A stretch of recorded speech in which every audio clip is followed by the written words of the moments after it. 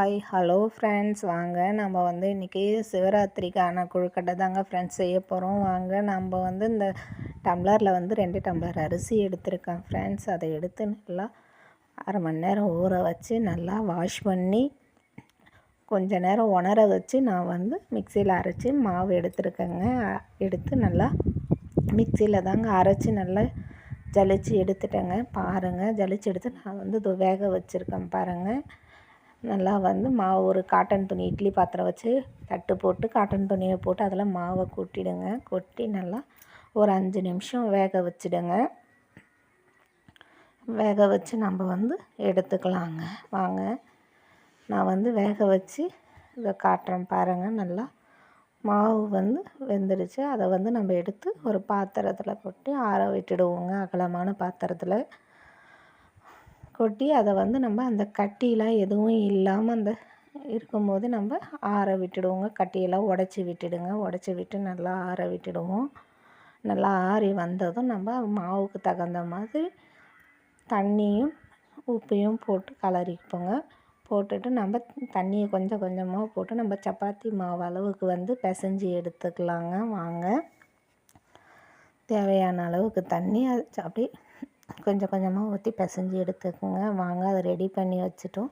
இப்போ நம்ம இதுக்கு பூர்ணம் ரெடி பண்ணலாங்க. வாங்க, பூர்ணத்துக்கு ஒரு டம்ளர் வேர்க்கடலை நல்லா வீட்லேயே க்ளீன் பண்ணி வறுத்து எடுத்தது வேர்க்கடலை தாங்க க்ளீன் பண்ணி எடுத்து வச்சுருக்கோம். அதே டம்ளராகவே நம்ம 3/4 டம்ளர் வெல்லமும் சேர்த்துக்கலாம்.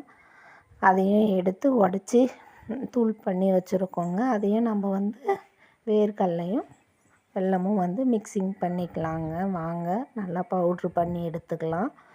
பவுட்ரு பண்ணி அரைச்சி எடுத்துக்கலாங்க. எடுத்துகிட்டு வந்துடலாம். வாங்க,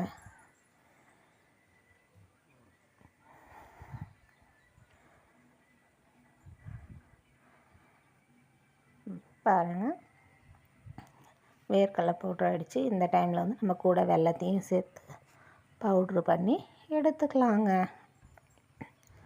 பவுட்ரு பண்ணி எடுத்தாச்சு. வாங்க, நம்ம இப்போ பிசைஞ்சு வச்சுட்டு வந்தோம் இல்லைங்களா, இப்போ போய் நம்ம உருண்டை பிடிச்சிடலாங்க. வாங்க, இப்போது பூர்ணமும் ரெடி.